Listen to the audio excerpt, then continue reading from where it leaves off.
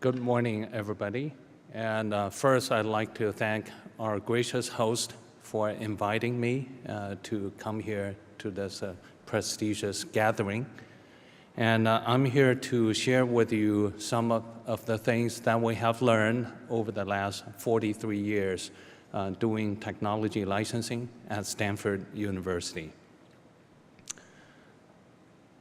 First, a little bit introduction to Stanford University. We have 7 schools.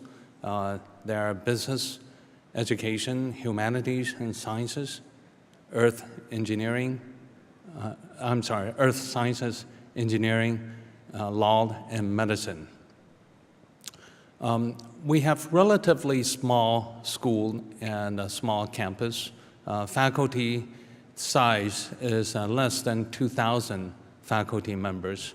However, we'd like to think that our brain power is rather concentrated.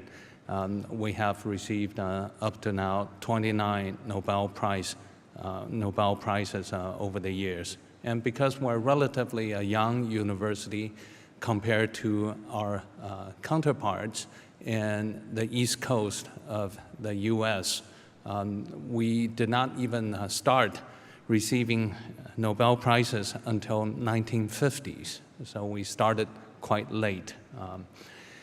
And in terms of our student body, the size, you can see less than 7,000 undergraduate students and more than 8,000 graduate students. And this is also an indication of the research nature. We have more students in graduate school than undergraduate students. In terms of our financial background, in the current fiscal year, we have $4.4 billion in annual budget. And if you look at the breakdown, the specifics, 29%, that is the single largest component, is actually from sponsored research from other sources.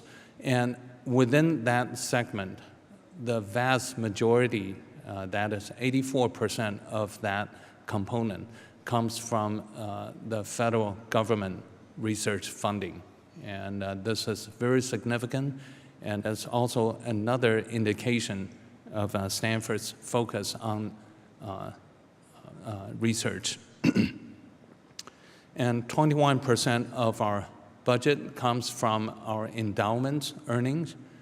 Stanford has, at this point, about $17 billion in endowment, and every year the income would also come to support some of our annual budget.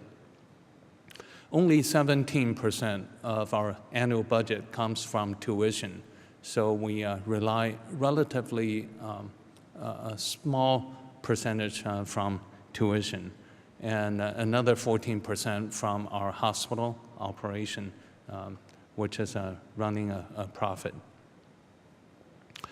Many people come to Stanford University and ask us, well, what is a relationship between Stanford University and the Silicon Valley? And they'd like to know the exact history. Well, these two things are very closely related. In fact, we can point to one extraordinary leader who really started Silicon Valley. That is Dr. Fred Terman. Dr. Terman was the dean of School of Engineering in 1940s and 1950s. And he started under his leadership. You can see that in 1951, he started a Stanford Industrial Park, which was regarded as probably one of the most successful industrial parks in the world.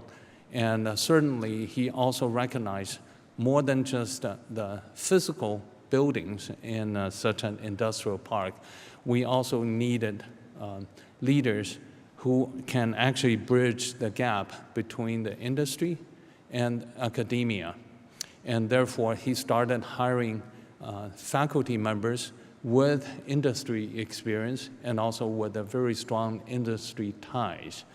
In the subsequent years, such faculty members really played a very, very critical role, and all the way up until today. As you can see, in 1984, there was a small computer company called MIPS Computer Systems, which later became acquired by Sun Microsystems.